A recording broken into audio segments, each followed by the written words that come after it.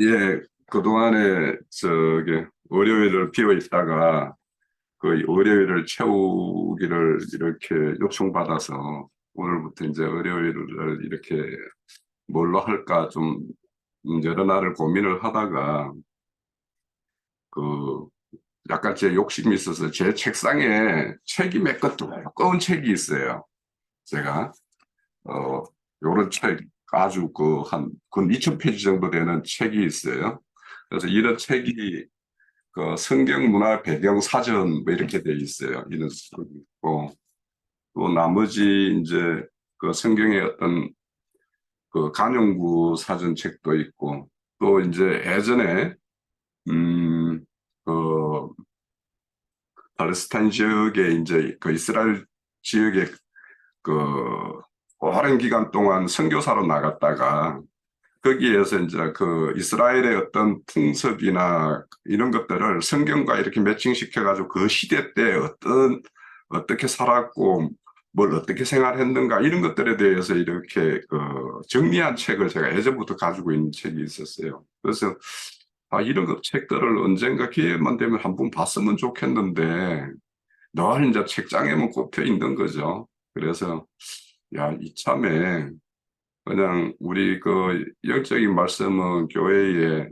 형제님을 통해서도 또 다른 어떤 여러 많은 형제들을 통해서도 이제 들을 기회가 많이 있고 하니까 그 성경과 관련된 그 시대 때 어떤 배경이 되는 시대상들 그런 것들에 대해서 좀 한번 이렇게 한번 보면 저 개인적으로 좀 유익하겠다라는 생각이 들어서 그래서 어 그런 걸 한번 정리하고 제가 우리 형제 자매님들 대신해서 이제 좀 정리할 시간을 할애해가지고 하면 제 개인적으로도 유익할 것 같고 또 내용이 잘 정리가 되면 이런 시간을 통해서 이제 형제 자매님들과 나누면 성경을 이해하는 데 좀 도움이 될 수도 있지 않을까 싶은 생각이 들어서 그래서 이제 여기 내용들은 다 이제 그 기존에 내가 가지고 있는 책자나 또 뭐 자료를 이렇게 찾아가지고 그런 데에는 그 뭐 제가 그런 것들이 그 사람이 어떻게 기록된 책들을 제가 확인할 수는 없잖아요. 그죠? 그게 진위가 어떤지는. 그래서 그 내용들은 결국에는 이제 그 어떤 교리적인 것과는 아무 상관없는 어떤 책들이기 때문에 그래서 이런 것들을 한번 해봤으면 좋겠다라는 생각이 들어서 시작을 했는데 모르겠습니다. 이게 언제까지 이렇게 계속 이렇게 할 수 있을지 미천이 떨어져 가지고 뭐 내일 모레 뭐 그냥 그만둘지 어쩔지 모르겠는데 하여튼 그 받는 대로 한번 그 기회 봐서 정리를 해봤으면 하는 생각에서 시작을 했으니까요. 기록된 뭐 제가 정리한 내용 중에서 그게 그럴까 이렇게 의구심이 생기는 것들은 저한테 물으면 제가 답을 못 주는 것도 많을 거예요. 그래서 그러면 그런 것들에 대해서는 이제 각자가 또 이렇게 자료 조사도 해보고 이렇게 찾아서 다음 시간에 전번 시간에 내용 중에서 이런 것들은 뭐 이런 내용이 있던데라고 이렇게 소개할 만한 게 있으면 그런 것을 또 소개해서 나누면 또 이렇게 폭넓은 어떤 그런 그 공감대를 형성할 수 있지 않을까 생각이 듭니다. 그리고 이제 제가 이제 우선 시작을 이렇게 성경에 기록되어 있는 어떤 식물과 관련돼서 이렇게 하는 것들을 먼저 시작을 했는데 성경에는 많은 어떤 그 상징적인 그런 나무들 이런 것들을 소개를 하고 있죠. 그래서 우리가 많이 이제 언급되는 것 중에서 이제 오늘 우리가 소개할 무화과나무나 또 감람나무나 또 포도나무나 뭐 이런 것들 또 그 이제 그 세부적으로 좀 가면 또 다른 것들도 있겠죠. 그래서 저도 이제 무화과 나무는 했고 다음에 뭘 할까 해가지고 이제 또 이렇게 하는데 지금 그 포도나무를 또 이렇게 정리해 볼까 하고 지금 정리를 해보려고 하는데 그렇게 이제 뭐 내가 뭔가를 이렇게 키핑해가지고 해놓고 이것을 이렇게 내놓는 것이 아니라 그때그때마다 이렇게 준비해서 이렇게 가야 되는 것이기 때문에 뭐 그때마다 이제 그 내용은 그 시점에 다음 주 월요일에 나눌 것들은 이렇게 올려드리면 그렇게 알고 미리 이제 시간이 나시는 분들은 올린 자료도 한번 보시고 또 시간 되시면 각자가 이제 이렇게 또 자료도 찾아보고 하면 더 유익이 있지 않을까 싶어요. 그래서 오늘 우리가 나눌 거는 이제 그 무화과나무인데, 무화과나무 그 자료를 그 세 편으로 나눠서 올렸어요. 그래서 3주에 걸쳐서 이렇게 하면 될 것 같고, 오늘 이렇게 나누는 거는 한 40분 정도, 그 전후 정도 시간이 아마 소요되지 않을까 싶어요. 그래서 제가 한 3, 40분 이렇게 하고 나면 또 제가 이렇게 드린 말씀에 대해서 같이 논할 게 있으면 같이 논하고 이렇게 하면 되겠습니다.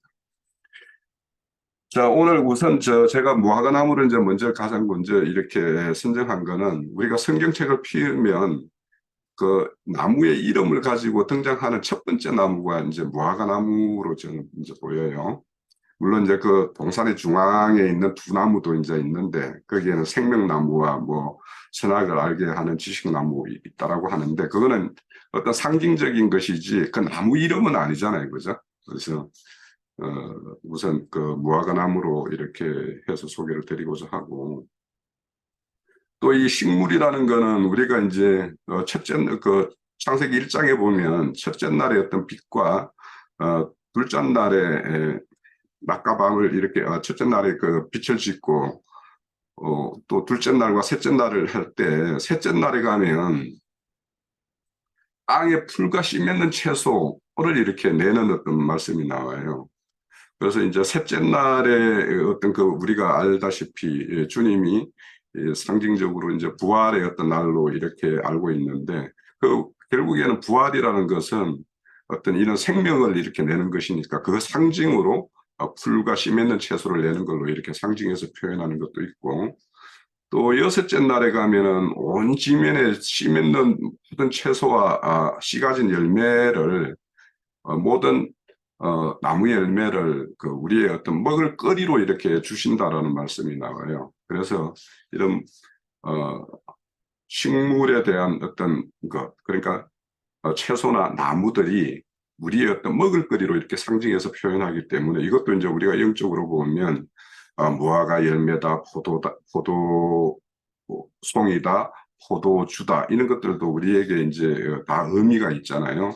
그래서 그런 것들이 우리에게 주어지는 거는 그것의 어떤 풍요와 빈곤이라는 어떤 대조적으로 봤을 때, 이것이 이제 풍성하게 주어졌을 때는 하나님의 어떤 축복의 어떤 상징일 것이고, 그것들이 이제 거두어감으로 인해 가지고 빈곤해졌을 때는 하나님의 어떤 저주나 심판, 징계, 이런 것들을 의미하기 때문에, 이런 하나님이 식물을 들어서 하나님의 어떤 뜻을 전달하는 내용이 많다라는 생각이 들어서 이제 식물을 정했습니다. 자, 우선 이제 무화과나무는 이제 소개드리면, 무화과나무는 이제 소아시아 지역, 그러니까 지금으로 보면 터키 지역이라든지 지금 팔레스타인 지역보다는 조금 더 위쪽에가 원래 원산지였어요. 그런데 이제 그것들이 그 팔레스타인 지역까지 이렇게 이식이 되어 가지고, 팔레스타인의 어떤 대표적인 어떤 열매가 포도나 올리브나 무화과, 이것이 이제 3대 나무고 3대 가식이에요. 그래서 그 무화과 같은 경우에는 이제 그 지역에 가면은 이제 쉽게 볼 수 있는 이제 가실나무죠. 그런데 이제 무화과라는 것이 뜻이 이제 우리가 다 알다시피 없을 무자 꽃 타자잖아요, 그죠? 꽃이 없는 어떤 가실이다라는 뜻에서 이제 무화과라고 하는데, 근데 이제 실제는 이제 꽃이 없는 게 아니죠. 꽃이 피는데 그게 그 열매 안으로 피죠. 그러니까 그것도 이제 영적으로 참 상당한 의미가 있죠. 그러니까 겉으로 화려하게 드러나는 꽃이 있는가 하면 속으로 이렇게 피어서 아름다움을 이렇게 간직하고 있는 그 나무의 어떤 상징적인 어떤 모습이 있어서 그런 어떤 의미도 있고요. 그래서 실질적으로는 이제 꽃이 있는데 그 꽃받침, 그러니까 우리가 그 무화과 껍질이라고 하는 거예요. 그것이 이제 실질적으로는 꽃에는 항상 꽃받침이 있죠. 그 꽃받침이 어떤 열매 껍질을 형성하고 있는 것이 무화과예요.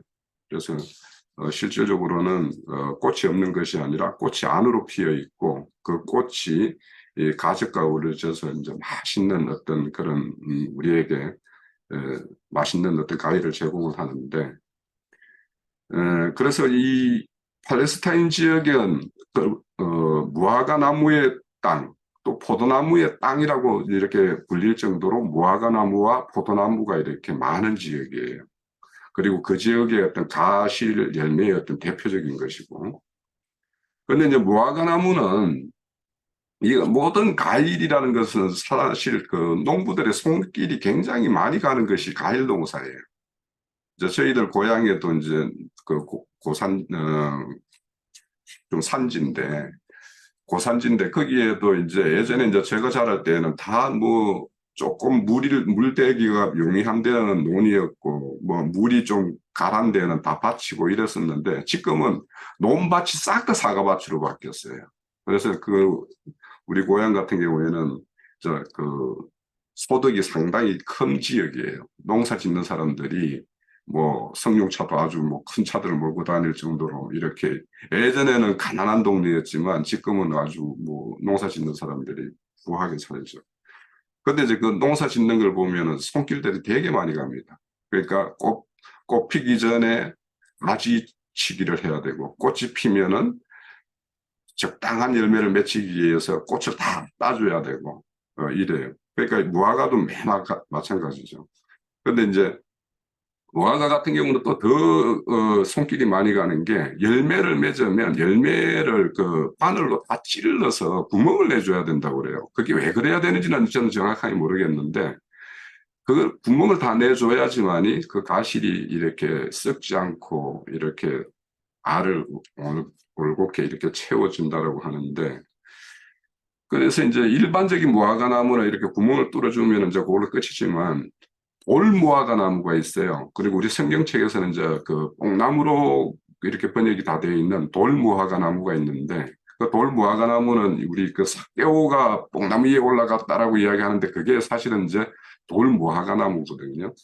근데 그 돌무화과 나무 같은 경우에도 그 열매를 구멍을 뚫고 거기에다가 올리브 기름을 발라주고 이렇게 하면 원래 그 돌무화과 나무 열매가 그렇게 그 가즙이 이렇게 당도가 높지 않은데 그런 걸 해주면은 그게 당도가 높아지고 좋은 어떤 가실이 되는데요. 그래서 이제 그 손길이 되게 많이 가는 열매 중에 하나로 이렇게 이제 소개가 됩니다.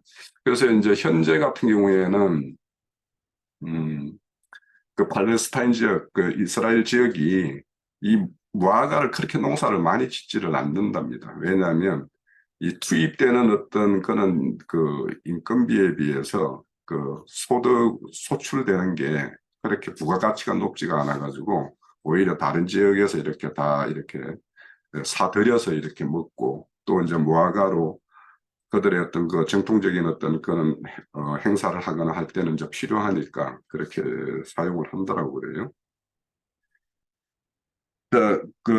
그리고 이제 그 무화과 나무는 그래서 이제 이것을 돌보지 않게 되면은 결실도 얻기가 어려울 뿐더러 쓸모없는 나무가 되어버린다라는 거예요. 그래서 농부의 손길이 이제 많이 가는 건데 요거에 대해서 이제 자문서 말씀에도 나오고 있어요. 그거는 이따 이제 아마 다음 시간에 한번 자문서 말씀을 살펴보기로 하고요. 그래서 이 무화과 나무 아래 또 포도나무 아래 있다 이런 말씀이 이제 성경에 많이 나오는데 이런 것들은 이제 풍요와 어떤 번성 이런 것들 또 평화 이런 것들을 상징하는 표현으로 자기 무화과 나무 자기 포도나무 아래 거하는 자 이렇게 이야기를 한다라는 거죠. 그래서 그런 말씀들은 우리 성경에 많이 기록이 되어 있어요. 그래서 그 자기 무화과 나무, 자기 포도나무 안에 거하는 것은 하나님의 어떤 그런 축복 가운데 있는 것을 상징한다면 이제 심판의 상징으로 무화과 나무 껍질을 다 벗겨간 뭐 벗기고 뭐 이렇게 요에서 같은데 보면 그렇잖아요. 그런 것들은 이제 하나님의 어떤 심판을 상징하는 걸로 이렇게 소개되고 있습니다. 자, 창세기 3장 7절에 보면 이제 그 아담과 하와가 선악과를 먹고 이게 눈이 밝아져서 자기 벗은 줄을 알고 무화과 나무로 이제 치마를 이렇게 해서 가리는 어떤 그 말씀이 나오죠. 그래서 이제 선악과를 따먹고 무화과 나무 치마를 이렇게 만들었는데 만들어서 이렇게 가렸는데 이 나무가 선악과 나무가 그러니까 이 큰 의미는 없습니다만 이것이 어떤 나무일까라는 것에 대해서 여러 가지 그 논란이 있는 것 같아요. 그래서 이제 우리가 이렇게 그 성경과 관련된 어떤 그림들을 이렇게 보면 사과나무로 이렇게 막 이렇게 그려져 있는데 실질적으로 이제 그 당시에는 중동 지역에 사과나무는 원산지가 그쪽이 아니거든요. 그렇기 때문에 사과나무는 아닐 것이다. 그렇다면 그 선악을 알게 하는 나무는 무화과나무가 아닐까. 그러니까 따먹고는 눈이 금방 밝아져 가지고 그냥 그 잎이 이제 무화과나무 잎이 크니까 넓으니까 그걸로 치마를 해서 입은 것이 아닌가 이런 어떤 그 주장하는 사람들이 많이 있어요. 음, 무화과나무는 이제 이스라엘 민족을 상징을 하죠. 그래서 예수님 당시에도 그 이선적인 종교 행위에 빠져 있는 사람들을 그런 사람들을 이제 잎만 무성한 무화과나무에 이렇게 비유해가지고 실질적으로 속은 이렇게 부패하지만 겉만 이렇게 번지르게 하는 그에 대한 어떤 심판의 말씀이 이제 나옵니다. 요거는 이제 마가복음 13장 11장 13절 14절을 요건 한번 찾아보죠. 마가복음 11장 13절 14절. 여기에 우리가 이제 오늘 중심으로 다뤄야 될 내용이 이제 여기 있어요. 그래서 무화과 나무에 대해서 우리가 이제 좀 바로 알아야 될 사항이 여기 있는데, 자, 여기 말씀해 보면 이제 그 잎이 무성한 무화과 나무가 열매 없음으로 이제 이렇게 예수님이 이제 저주에서 무화과 나무가 말라 죽는 거죠. 자, 여기 보면 멀리서 잎사귀 있는 한 무화과 나무를 보시고 혹 그 나무에 무엇이 있을까 하여 가셨더니 가서 보신즉 잎사귀 외에는 아무것도 없더라. 이는 무화과 때가 아닙니다. 예수께서 나무에 일러 가라사대 이제부터 영원토록 사람이 내게서 열매를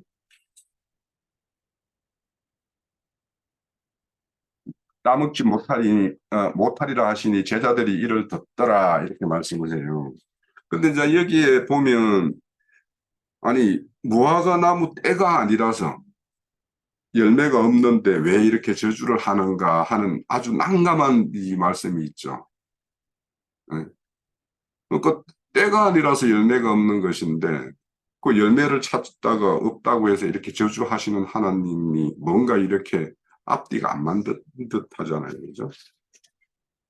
이제 여기에서 우리가 이제 무화과 나무에 대해서 좀 이제 알아야 될 내용이 있어요. 자, 예수님 6월절 어린 양으로 이제 십자가에 자신의 죽음에 넘기기 직전에 베다니에서 무화과 나무를 제조하는 사건이 기록된 말씀이에요. 그런데 이 말씀에 대해서 이제 모르는 사람은 없는데 그 말씀대로 무화과 때가 아님이라고 이렇게 기록되어 있기 때문에 그 무화과 때가 아니라서 열매 없는 이유로 심판하는 거.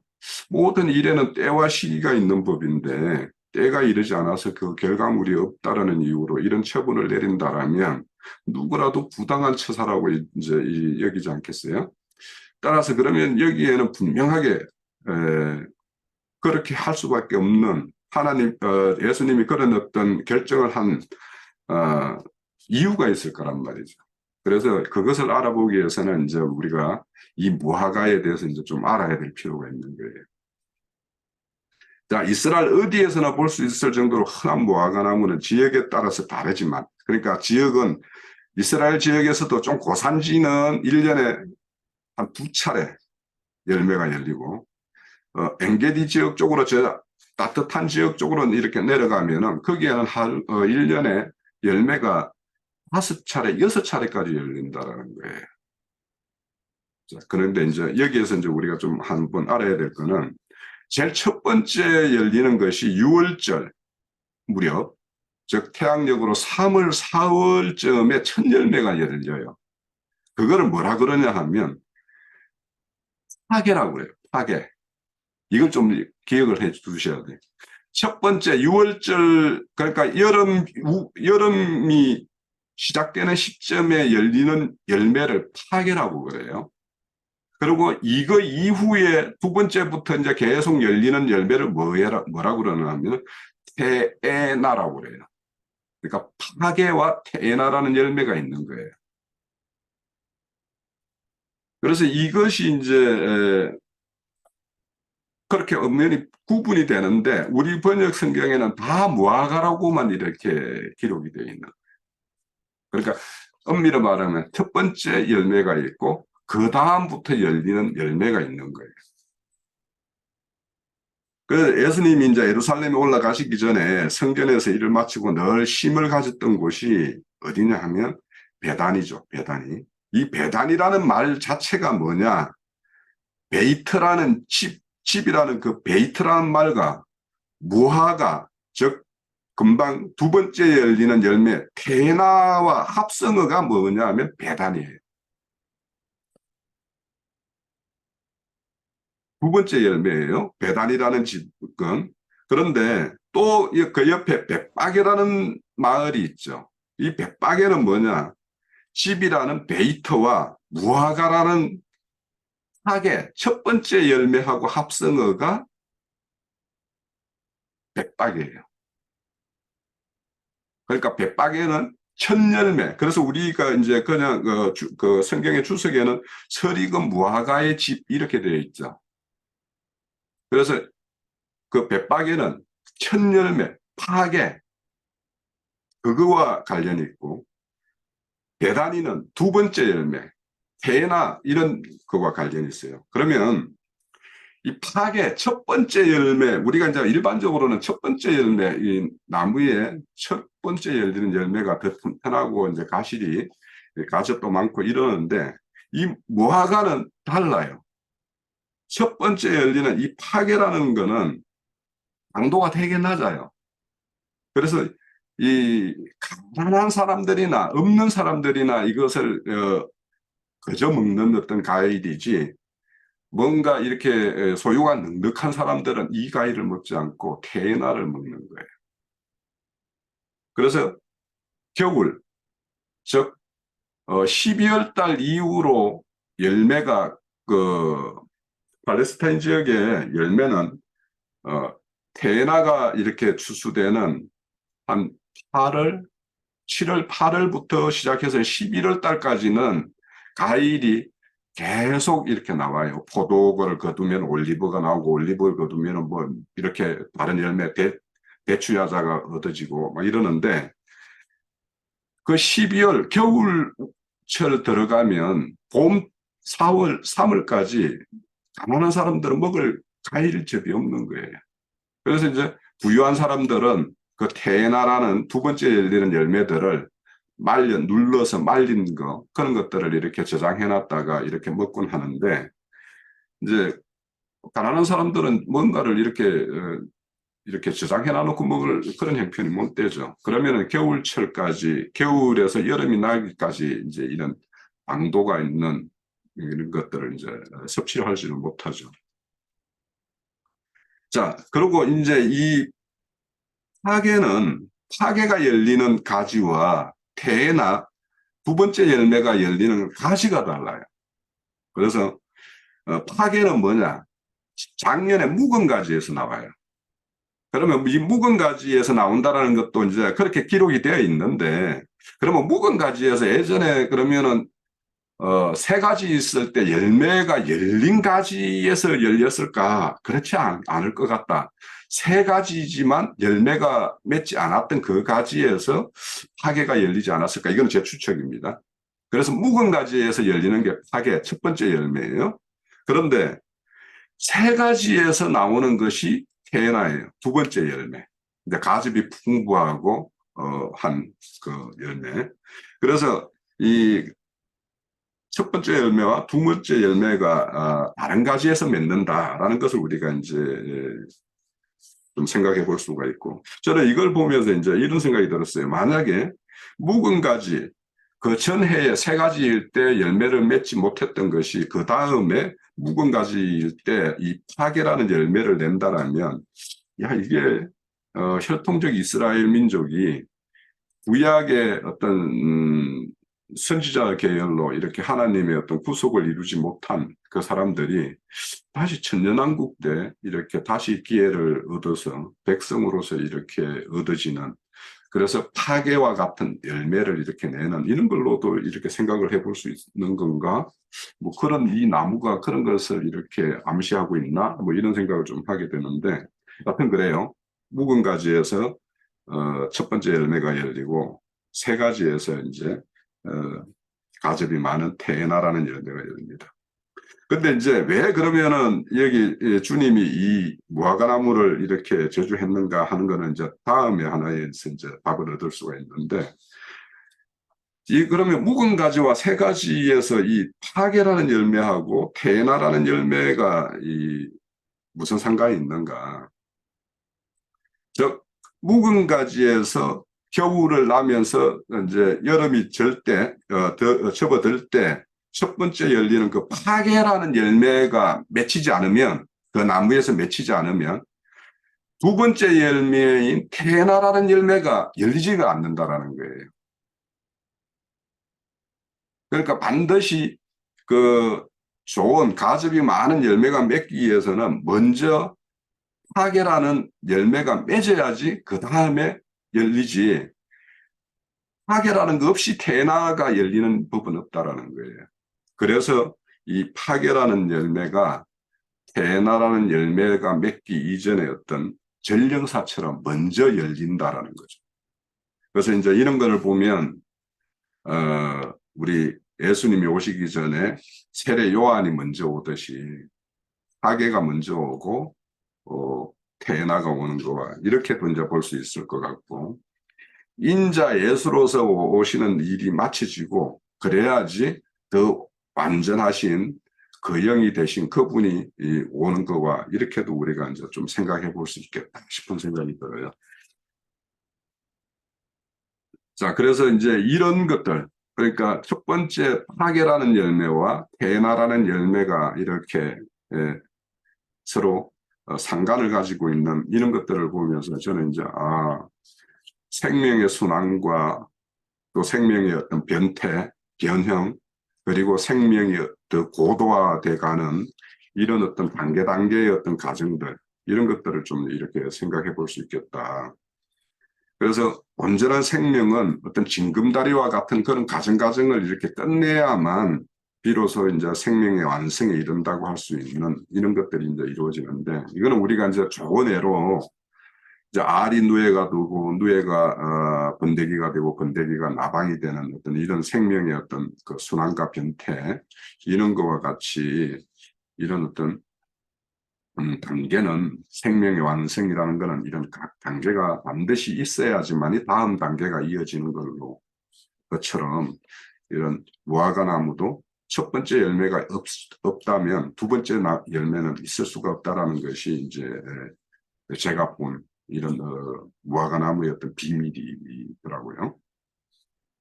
그래서 이런 것들을 보면 세상에서 불러낸 무리들을 종교계라는 어떤 그런 어떤 과정을 거쳐서 최종적으로 성령과 신부가 오라고 하는 것으로 이렇게 빼내는 어떤 이런 것과 이렇게 같이 이런 무화과나무도 그런 어떤 생명의 어떤 결실이 파괴라는 것과 또 태어나라는 것과 이런 것이 이렇게 연결되어서 완성되는 모습을 이렇게 볼 수 있다. 그래서 이제 이 파괴가 없는 걸 보고, 그러니까 주님은 그때 그 열매를 본 거는 뭐냐면 파괴라는 열매를 찾은 것이죠. 태어나라는 열매를 찾은 것이 아니라 유월절을 앞두고 이제 그 열매를 찾았기 때문에, 자, 이런 것들을 보면 이제 우리 속담에도 이제 der승 싶은 나무는 떡잎부터 알아본다 이런 말이 있죠. 그러니까 파괴라는 열매가 내지 않고 태어나가 맺을 수 없듯이, 저는 이제 이 파괴라는 이 열매가 결국에는 태어나라는 것을 이렇게 이끌고 오는 이런 측면이 있어서 저는 이제 이런 생각을 해봤어요. 모세 율법에 따라서 우리가 모세를 통해서 우리에게 율법을 주어졌고, 율법을 통해서 우리의 어떤 죄를 이렇게 발견하고 죄됨을 알고 죄에 대해서 회개하는 것, 이 회개하고 하는 것이 이 파괴와 이렇게 매칭을 시킬 수 있겠다. 그래서 회개가 이루어져야지만이 그 다음에는 우리 태나에 해당되는 복음, 즉 믿음에 따라서 의의 열매가 맺는 것과 같이 그래서 파괴와 태나, 회개와 복음, 믿음의 법, 생명의 법 이렇게 넘어가는 것 이런 것들을 우리가 생각해 볼 수 있겠다 싶습니다. 자, 그래서 금방에 우리가 읽었던 말씀 마가복음 11장의 그 말씀은 당시 유대인의 어떤 종교 행위는 화려했지만 주님이 보시기에는 껍데기만 보였던 거죠. 그래서 유대 종교 지도자들이나 제사장들의 어떤 열매 없고 입만 무성한 것을 이제 이 무화과나무에 비유해서 이 제주를 행하신 건데 그들은 유대 종교로 하나님이 거하는 성전을 강도의 구렬로 만들었고 그런 어떤 걸로 인해서 주님이 결국에는 최종적으로 예루살렘 성전이 무너질 것을 선언하는 것과 같이 그 같이 지금 이 무화과를 들어서 이스라엘의 어떤 그런 심판을 이렇게 예견하는 말씀이라고 볼 수 있습니다. 자, 무화과나무는 또 첫 번째 첫 열매인 어떤 이스라엘을 이제 상징하는데, 자, 앞서서 우리가 무화과나무는 이제 꽃이 없어서 이름이 부어졌다고 했고, 또 열매는 가즙이 적고 볼품없는 파괴라는 열매와 정상적인 열매인 테르나라는 열매에 대해서 이제 우리가 살펴봤어요. 그런데 이제 그 왜 이 주님이 이 파괴라는 것을 찾았을까라는 생각을 해보면 이 파괴라는 거는 당도도 낮고 볼품도 없고 해서 상품성이 전혀 없어요. 그러면 이것을 추수해 가지고 농부가 이거를 통해서 이렇게 자기가 얻고자 하는 것을 얻을 수 있는 상품이 아니에요. 그러면 이 열매는 순수하게 파괴라는 열매가 열리면 그것을 따줘야지만이 그 다음에는 태나 열매가 열리는 거예요. 만약에 이걸 따주지 않고 태나 열매가 열리면 결국에는 태나 열매가 이렇게 풍성하게 열매의 어떤 가집을 형성해야 될 것들을 태나에게 이렇게 빼앗기는 어떤 결과가 되기 때문에 반드시 농부는 이 파괴라는 첫 번째 열매가 열리면 그걸 따줘야 된단 말이죠. 근데 그 따주는 것들이 이제 노동력이 많이 들어가니까 그래서 이 열매는 파괴라는 열매는 누구라도 농부의 어떤 허락 없이 누구라도 취하여서 따먹을 수 있는 열매예요. 그렇기 때문에 이거는 진짜 가난한 자들, 나그네들, 그 당시 소작농들 이런 사람들이나 이렇게 취하여 먹는 거예요. 자, 그래서 이제 이런 것들을 보면서 이제 주님이 왜 이거를 찾았을까? 근데 주님이 이 땅에 오셨을 때 이렇게 보면은 흠모할 것이 아무것도 없다라고 그랬죠. 인자로 예수에 오셨을 때. 그런데 그 당시 예수님을 따르고 했던 그 제자들이나 이런 사람들은 학문 있는 자도 아니고 다 볼품없고 어찌 보면 빈천한 자들 이런 자들이 주님을 따랐어요. 왜 마찬가지로 이 파괴라는 열매를 찾는 자들도 그와 같은 자들이 찾는 거예요. 그래서 이제 이 파괴라는 것을 저는 인자 예수의 비견되고 해나라는 열매는 그분이 이 땅에 오셔서 죽으시고 다시 살아서 온전한 생명 주는 그 영이 됐을 때를 태나 열매라고 이렇게 비유하면 무화과 나무가 우리에게 주는 어떤 그런 시사점은 굉장히 크다 이런 생각이 들었어요. 자, 왜 이런 가난한 자들만이 이 파괴라는 열매를 이렇게 취하고 찾는가 하면은, 신명기 8장 8절에 보면 가나안 땅을 이렇게 소개할 때요. 밀과 보리의 소산지요, 포도와 무화과와 석류와 감람나무와 꿀의 소산지라 이렇게 소개를 해요. 그런데 이제 꿀의 소산지라고 하는 것은 사실은, 성경에서 꿀이라고 이렇게 나무와 함께 소개될 때는 대추 야자나무를 그 꿀로 이렇게 소개를 해요. 그래서 그 꿀의 소산지는 대추 야자의 어떤 소산지라 이런 뜻으로 이해를 가지면 될 것 같고, 근데 이제 이 열매들이 얻어지는 것이 포도는 8월 달이고 9월에 석류가 얻어지고 10월 달에는 올리브가 얻어지고 11월 달에 대추 야자가 이렇게 순서대로 이렇게 과실 열매를 얻을 수가 있어요. 그러면 이제 아까 말씀드린 대로 12월 달부터 그 다음에 파괴 열매가 열리는 4월 달까지는 약 5개월 동안은 이 과일을 이렇게 가난한 사람들은 취할 수가 없어요. 그래서 그것을 이제 그 열매는 그렇게 없는 자들에게는 아주 귀하고 기다려지는 열매인 거죠. 그러니까 그 가난한 자들은 태나 좋은 열매가 맺어본들 자기들이 취할 수 있는 것이 못 되는 경우가 많기 때문에 이런 어떤 거저 얻을 수 있는 것. 그래서 파괴라는 것은 그저 우리가 어떤 은혜의 어떤 복음의 말씀 이런 거와도 이제 관련이 있겠다. 어, 그래서 이제 우리가 이런 어떤 비유나 이런 것들은 사실은 어떤 측면에서는 파괴가 우리 믿음과 관련해서 좋은 어떤 걸로 이렇게 소개되어질 수도 있을 것 같고 또 어떤 면에서는 실질적으로는 더 좋은 과일은 태어나기 때문에 그래서 태어나는 또 태어나대로 우리가 어떤 의미를 부여해서 이렇게 이해를 가지면 될 것 같아요. 그런데 이제 이 선지자들이 찾고 기다렸던 열매는 태어나라는 열매를 그렇게 찾지를 않았어요. 이게 시대적으로 구약의 어떤 그 선지자들이어서 그랬는지는 모르겠는데, 자, 한번 찾아볼게요. 미가서 7장 1절입니다. 미가서 7장 1절에 보면,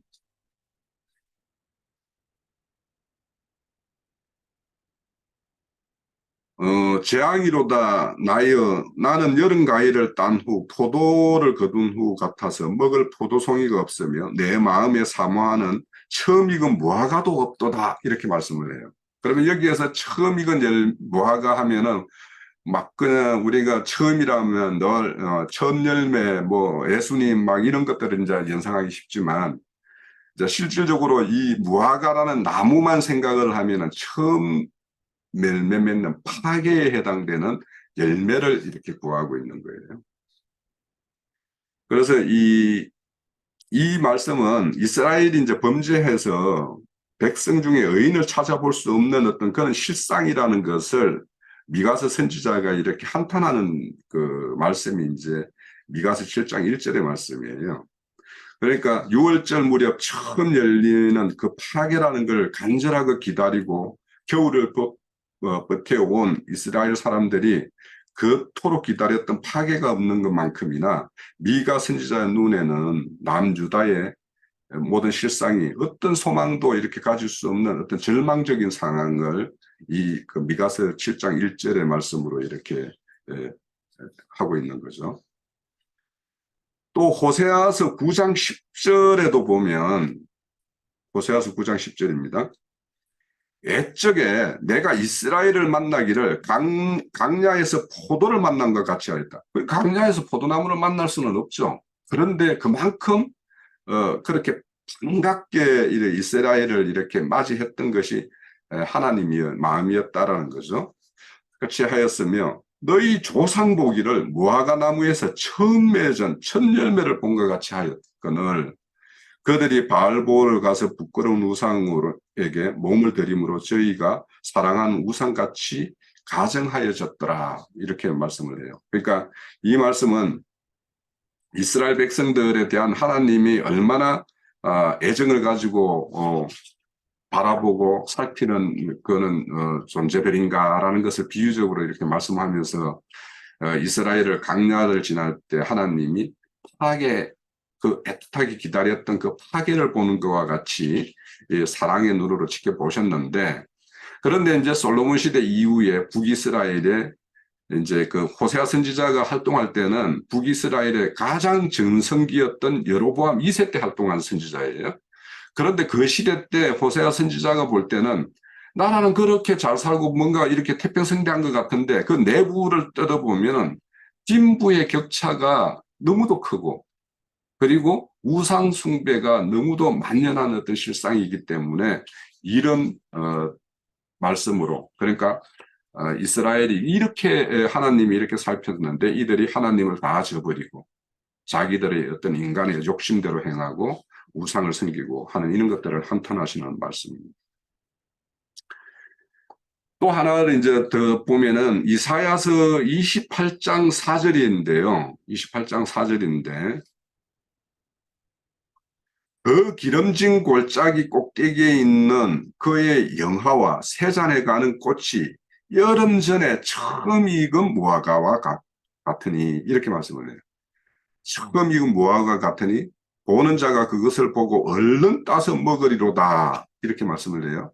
그러면 그러니까 이 실상은 뭐냐면 북이스라엘 그 에브라임 수도인 사마리아가 얼마나 급속하게 이렇게 하나님의 심판을 맞아서 이렇게 소멸될 것인가를 이렇게 설명하는 말씀이에요. 그러니까 여름날에 그 무화과의 첫 열매를 누구라도 기다리고 있는데 그 열매가 열리면은 먼저 따먹는 사람이 그거는 주인의 어떤 허락도 없이 따먹을 수 있기 때문에 보는 사람이 먼저 따먹는 거예요. 그만큼 빨리 소멸될 것이다라는 것을 이렇게 비유적으로 말씀을 하고 있는 거죠. 자, 그래서 이제 선지자들이 무화과나무에서 이렇게 첫 열매로 기다렸던 것은 그 페나라는 어떤 가즙이 풍성한 열매가 아닌 먼저 그것을 앞세워서 오는 그 전령으로 오는 파괴라는 열매를 이렇게 찾고 기다렸다라는 것을 이제 알 수가 있습니다. 자, 그 다음에는 이제 그 무화과 나무와 관련돼서 이제 성경에 기록된 말씀을 보면 히스기야 왕 때 이제 아수르에 의해서 멸망당하고 말죠. 이제 남유다의 히스기야 왕 때 북이스라엘은 호세아 왕이었죠. 호세아 왕이었을 때 북이스라엘은 망해요. 그런 어떤 그 무화과 파괴가 이렇게 행인들에 의해서 쉽게 따먹히고 사라질 것과 같은 그 북이스라엘의 어떤 심판의 말씀이 금방 이사야서 28장 4절입니다. 그리고 이제 다음에 이제 무화과 나무에 대해서는 이제 그 우리가 신약에서는 그 나다나엘과 관련해 가지고 관련된 말씀이 있죠. 그래서 빌립이 그 주님을 이렇게 나다나엘에게 소리할 때 나다나엘이 그러죠. 나사렛에서 무엇이 선한 것이 날 수 있느냐 이럴 때 와서 봐라 이렇게 하는데 예수님이 이제 찾아가죠. 오히려 예수님이 나다나엘이 자신에게 오는 것을 이렇게 보고 이는 참으로 이스라엘 사람 중에 간사함이 없다. 참 이스라엘 사람이다. 그 속에는 간사함이 없다. 이렇게 평가를 해요. 그런데 이제 빌립이 이제 어떻게 나에 대해서 아십니까? 이렇게 물으니까 너를 부르기 전에 네가 무화과 나무 아래 있을 때 보았다. 이런 말씀을 해요. 그러면 그 말을 듣고 무화과 나무 밑에 있는 것을 보았다는 말씀을 듣고는 이제 나다나엘과 예수님이 막 서로 이렇게 이신전심으로 막 이렇게 상통하는 모습을 이렇게 볼 수 있어요. 그러면 그 당시에 무화과 나무 아래라는 것이 어떤 의미가 있길래 이렇게 서로 두 분이 주님과 나다나엘이 이렇게 암호와 같이 이렇게 이신전심이 이렇게 상통이 될까 하는 것을 살펴보면 그 당시에 이 무화과 나무 아래라고 하는 어떤 의미는 우리 시냇가에 아낙네들이 시냇가에서 소리가 조잘조잘 나면은 거기는 빨래터이구나 이렇게 이제 쉽게 짐작을 할 수가 있죠. 그리고 이제 시골에 예전에 그 물레방앗간 하면은 남녀 청춘들이 이렇게 연애하는 장소 뭐 이렇게 연상이 되잖아요. 이와 똑같이 그 당시에는 무화과 나무 아래 하면은 그 당시에 그 사람들은 이렇게 통하는 따라는 거죠. 그러니까 그것이 이제 그 당시에는 그러니까 이런 말을 들으면 그냥 연상이 다 되는 거예요. 그러니까 우리가 이제 우리 그 선지서들 보면은 푸른 나무 아래에서 행음한다 이렇게 이야기하죠. 그럼 푸른 나무 아래라고 하면 거기에서 뭔 짓을 이렇게 했구나 하는 것을 이제 다 성경에서 이제 우리는 짐작으로 다 알고 있죠. 그래서 거기에서는 바알 우상 숭배를 했다라는 것을 우리가 짐작하듯이. 그래서 그 당시에는 예수님 모실 그 당시에는 각 처마다 해당이 있어서 해당에 두루마리 토라를 이렇게 비치하고 이렇게 그 성경을 이렇게 토라를 이렇게 살필 수 있는 어떤 그런 해당이 있는 성읍이 있는가 하면 아주 작고 가난한 마을에는 해당조차도 없어서 그런 마을에서는 무화과나무 밑이 빛을 피할 수도 있고 토라를 볼 수 있는 처소라는 거예요. 그래서 주님이 늘 무화과나무 아래 찾아와서 나다나엘이 이렇게 행하는 것들을 알고 있었다라는 거죠. 왜냐? 그 나다나엘은 무화과나무에서 이렇게 아래 찾는 것은 오리라 하신 그 메시아에 대해서 늘 동경심을 가지고 그분을 만나기를 이렇게 소원하는 마음을 가지고 거기를 이렇게 찾았는데 그런 어떤 찾는 그 나다나엘이 예수님은 이미 그의 어떤 심중을 다 헤아리고 있었기 때문에 네가 기다리고 나 찾았던 자가 여기 왔다라고 이제 소개한 것 같죠. 그러니까 서로 이렇게 수고받는 말 가운데서 내가 거기에 있었다라는 걸 알고 있고 내가 거기에 어떤 마음으로 거기 가 있었다라는 것을 이분은 다 알고 있구나. 그분이 우리라고 하는 그분이었구나. 이렇게 이제 서로 이제 상통이 되었던 거죠. 자, 이와 같이 이 나다나엘이 무화과나무 아래 있다라는 그 무화과나무의 어떤 그 의미는 그 당시에는 그렇게 상통이 되었다라는 거예요. 그리고 이제 그 성경에 무화과나무와 관련된 짧은 두 가지 이야기만 하고 이제 말씀드리고 마칠게요. 우선은 이제 그 히스기야가 이제 그 죽을 병이 들었을 때 그 히스기야가 이제 면벽 기도를 해가지고 다시 생명을 15년을 연장을 받죠. 요거에 대한 말씀은 이사야서 38장이나 열왕기 하 20장에 이제 소개되고 있어요. 그래서 이제 15년을 더 받게 되고 그러면 이 병을 고칠 때 뭘로 고치냐면 무화과 뭉치를 이렇게 거기 종기처에다가 이렇게 발라서 이렇게 바르면 나을 것이다라고 이야기를 해요. 그래서 이 이야기 전에 이제 무화과 뭉치를 바르기 전에 이사야 선지자가 너의 어떤 15년을 대주기로 하나님이 작정하셨다라는 말씀을 이제 히스기야에게 알려주죠. 그러면 이제 히스기야가 정말 그 하나님이 주신 말씀이에요. 그 증거는 뭐예요? 뭐 이런 식으로 이제 그 이사야 선지자에게 묻죠. 그때 이제 아하스의 해시계를 10도를 해 그림자를 뒤로 10도를 이렇게 뒤로 물리는 그걸로 이제 증거로 삼아서 이렇게 보여주시는데 그렇게 해서 이제 이사야 선지자의 말대로 그 뭉치를 무화과 그 뭉치를 그 종기처에 붙여가지고 이제 낫게 돼요.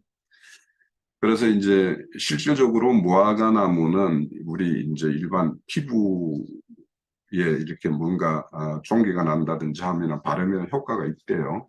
그거는 그래서 한번 뭐 매운 거 같으면은 집에서 무화과 뭐 요즘에 쉽게 얻을 수 우리나라에서도 쉽게 얻을 수 있으니까 그런 걸 한번 해보시면 좋을 것 같고 뭐 이거는 이제 동의보감에도 무화과나무는 이제 체내의 어떤 독을 뽑아내는데 유용하다라고 이렇게 소개를 하고 있답니다.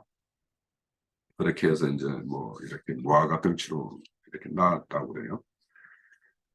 또 이제 그 이 무화과 뭉치는 그 사무엘상 25장에 보면은 그 나발이 다윗에게 이렇게 불의를 행함으로 인해 가지고 다윗이 그를 심판하러 이렇게 갈 때 그 나발의 안에 있던 아비가일이 이렇게 막 예물을 준비해 가지고 다윗을 이렇게 맞으러 나오죠. 그때 보면 무화과 뭉치를 이렇게 뭐 200개인가 얼마를 이제 준비해 가지고 나오는 말씀도 있고 또 이제 사무엘상 30장에 보면 이제 그 다윗이 그 블레셋이 이스라엘과의 전쟁을 위해서 이제 동원을 이렇게 할 때 자기 민족과 어쩔 수 없이 전쟁에 이렇게 동원되는 어떤 그런 시기가 있었죠.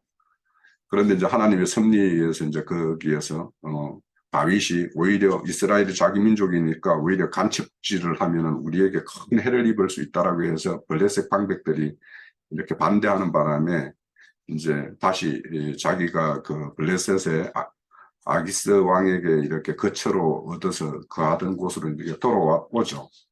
그때 이제 그 아말렉 족속들이 그러니까 다윗이 늘 뭐냐면 아말렉 족속들을 쳐서 노획물을 얻어가지고 남유다 남방 장로들에게 선물로 이렇게 계속 보냈었어요. 자기가 이제 왕으로 이렇게 오를 때 등극을 할 때 미리 이제 그들의 어떤 마음을 이렇게 사는 그런 어떤 준비를 하고 있었어요.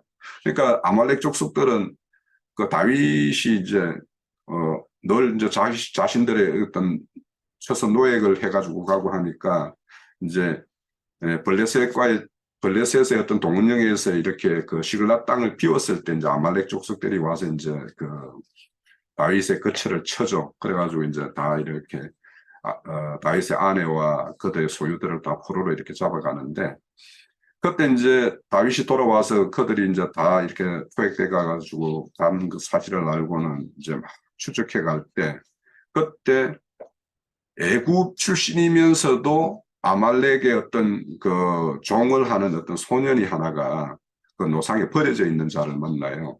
그래가지고 그 소년에게 떡과 무화과 뭉치를 이렇게 먹게 해가지고 기력을 회복시킨 다음에 저 아말렉이 이렇게 또, 아말렉 족속들을 추적해서 그들을 이제 붙잡아서 모든 것을 이렇게 회복시킨 말씀이 있는데 여기에서도 이제 그 무화과 열매 같은 경우는 실질적으로 이제 당도가 높기 때문에 기력이 세한 사람들에게는 기력을 이렇게 굉장히 회복시킬 수 있고 또 특히 피를 많이 흘린 그 산모들에게는 이 무화과 나무 무화과 열매가 아주 그보다 좋은 어떤 가실이 없을 정도로 뛰어난 어떤 열매라고 그래요.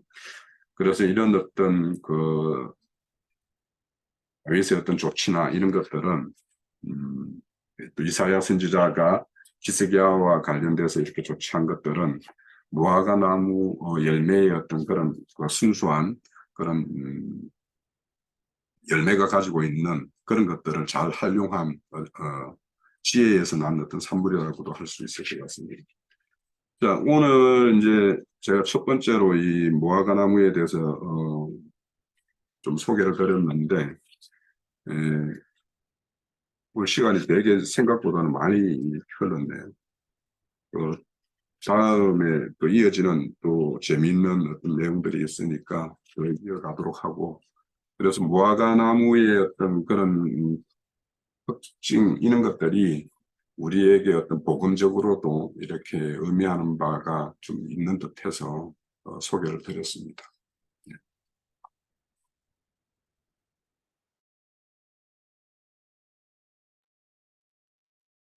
예, 굉장히 유익해요. 유익하네요. 저기, 형제님 그 자료 증거하고 있는 중에 내가 전에 예, 여호와 증인들을 하고 이제 교제를 좀 하면서 신세계역을 좀 한 권을 살라고 그래가지고 책을 가지고 있어요. 이제 지금 그 생각이 나서 전에 한번 신세계역으로 그 아모스서를 읽은 적이 있었기 때문에 생각이 나서 책을 갖다 지금 아모스 7장 14절을 읽었는데 에, 우리 번역하고 달리 여기서 신세계역에서는 뭐라고 했냐면 아모스 선지자가 자신을 소개를 하면서 아모스가 아마스에게 대답하여 말하였다. 나는 예언자도 아니고 예언자의 아들도 아니었다. 다만 가축 치는 사람이요 돌 무화과 나무의 무화과를 찌르는 사람이었다. 이렇게 번역. 이게 특이해서 내가 기억을 하고 있었어요. 이거 오래전에 읽었거든, 흰세계역은. 대조하느라고 이제 다른 성경들은 어떻게 번역들을 했나. 그래서 이제 성경을 여러 번역본을 많이 읽어두면 유익하겠지 해서 읽어뒀는데 그게 지금 생각이 나서 가서 얼른 갖다 책자에다 지금 찾아 읽어봤어요. 그랬더니 아모스 선지자는 그때 당시 농부로서 아마 머슴살이 뭐 그런 거를 한 사람이었나 싶어요. 이제 부잣집 그, 그 가축을 돌봐주는 일 또는 무화과 농사를 많이 하는 그런 사람의 집에서 돌무화과 나무를 찌르는 일하고 이게 그때 내가 너무 특이하다고 생각을 했어요. 아, 나무를 찌른다라는 이런 번역이 이게 무슨 의미가 있을 텐데 그때 그냥 읽고 넘어갔는데 오늘 홍영기가 증거를 하는데 딱 그때 생각이 나서 책 갖다 찾아보니까 번역이 이렇게 됐어요. 다른 번역과 달리 신세계역에만 이게 그렇게 돼 있어요. 그래서 이제 이거를 유튜브에서 찾아봤어요. 지금 내가 그랬더니 무화과 열매가 꽃송이가 안으로 이렇게 오그라들으면서 꽃술들이 그게 에, 열매가 된다는 거예요. 꽃이 바로 열매가 된다는 거예요. 그 무화과 열매가 파란 열매가 매일 때는 그게 꽃이고 속에 꽃술이 이렇게 막 다닥다닥 이렇게 있는 거고 그 익으면 그게 이제 탁탁탁탁 이렇게 씹히는 그런 것이 되는가 봐요. 예, 이제 설명이 나오기를 왜 그런 무화과 나무를 지금 개량 중이 아닌 고대종 그 무화과 나무는 그 이제 뽕나무라고 우리 번역엔 대부분 했는데 그게 돌무화과다라고 설명이 돼 있고 어, 에틸렌 가스를 배출을 시켜야 빨리 무화과가 익고 당도가 좋아진다 이렇게 돼 있어요. 예, 그 식물 사전에 그러니까 이, 이 오늘 이제 홍영재 그 증거를 통해서 그러면 이게 사람도 예수님도 창에 찔렸던 것이 생각이 나고 사람도 에, 상처를 받지 아니하면 빨리 성숙이 안 되는구나. 속에 있는 독성, 독기 이런 에틸렌 가스가 배출돼야만 이 뭐가나무가 당도가 좋아지고 이 열매 완성된다는 거예요. 그러니까 참 그 무화과가 우리가 알지 못하는 많은 비밀이 있네요. 네. 어차피 이제 우리는 이런 여러 방면에서 뭐 나무도 그렇고 꽃도 그렇고 뭐 동물도 그렇고 자연의 이치를 가지고 하나님의 복음을 설명을 하는 것이 성경 내용이기 때문에 이런 여러 방면의 지식이 좀 필요하겠다라는 것도 생각을 좀 들었고, 홍영재가 지금 월요일 날 비원 와뒀는데, 이제, 이런 구상을 해서 이렇게 중집회를 시작을 했기 때문에, 이제는 이제 말씀에 참여하는 지체들이 말씀 참여하시고 끝내면 되고, 형제들은 들어가지 말고 내가 좀 할 얘기가 좀 있으니까, 그거는 앞으로 교회 경영을 어떤 방향으로 어떻게 할까를 이제 상의를 꼭 해야 될 일이 있어요.